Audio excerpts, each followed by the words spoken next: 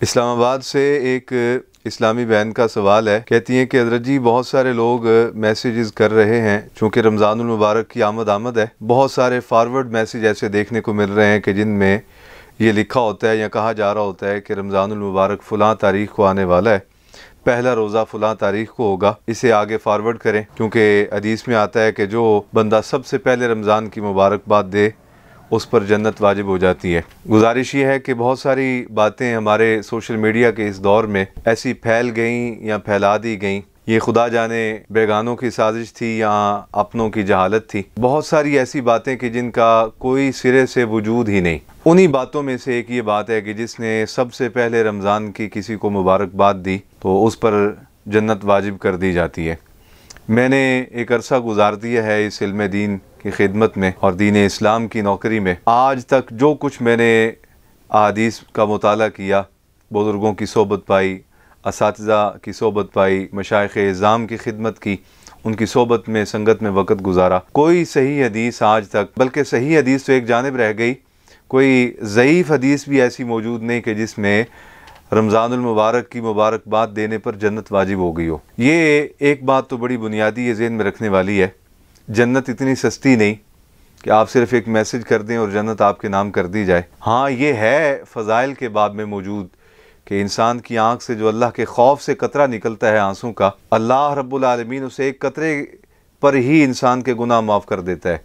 लेकिन इसके पीछे एक दर्द होता है, एक अंदर शर्मिंदगी और नदामत का एहसास होता है, जिसकी बुनियाद पे इंसान अल्लाह से शर्मिंदा होता है, अल्लाह की बारगाह में आजिज़ आता है, अल्लाह का खौफ उसके दिल में पैदा होता है, उसके महबूब का इश्क और मोहब्बत पैदा होती है। तो इसके नतीजे में इंसान की आंखों से आंसू बरसते हैं,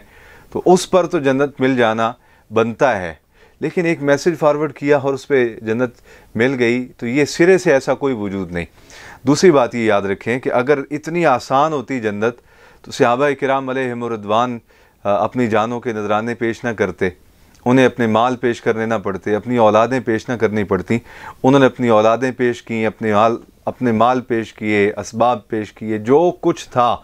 महबूब की सल्लल्लाहु अलैहि वसल्लम की अबरू के इशारे पर कुर्बान कर दिया। फिर जाके उनके लिए जन्नत की बिशारतें आका अलैहिस्सलाम ने इरशाद फरमाई और अल्लाह रब्बुल आलमीन ने महबूब मुकर्रम सल्लल्लाहु अलैहि वसल्लम की ज़ात अक़दस से इस तरह वालिहाना इश्क और मोहब्बत की बुनियाद पे उनकी इस खिदमत को कबूल फरमाया और फरमाया, कुरान में ऐलान फरमा दिया रदियल्लाहु अन्हुम व रदू अन, अल्लाह इनसे राज़ी हो गया। तो मैं ये अर्ज़ करना चाहूँगा इस मौका पे, जितने लोग इस बात को सुन रहे हैं, हमारे इस पैगाम को,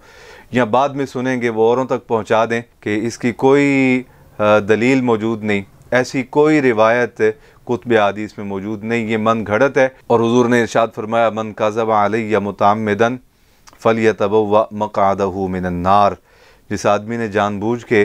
कोई ऐसी बात कही मुझसे मंसूब करके कि जो मैंने ना कह रखी थी, तो फरमाया गोया उसने अपना ठिकाना जहन्नम में बना लिया। अल्लाह रब्बुल आलमीन हमें इस जहन्नम की जो वईद हुज़ूर की ज़ुबान अक़दस से निकली झूठ मंसूब करने की बुनियाद पर, अल्लाह रब्बुल आलमीन हमें उससे महफूज फरमाए और नबी अकरम सल्लल्लाहु अलैहि वसल्लम के सदक़े हमारी बकिया ज़िंदगी पर खुसूसी फ़ज़ल व इनायात फरमाए, रमज़ानुल मुबारक की बरकतें और बहारें नसीब फरमाए।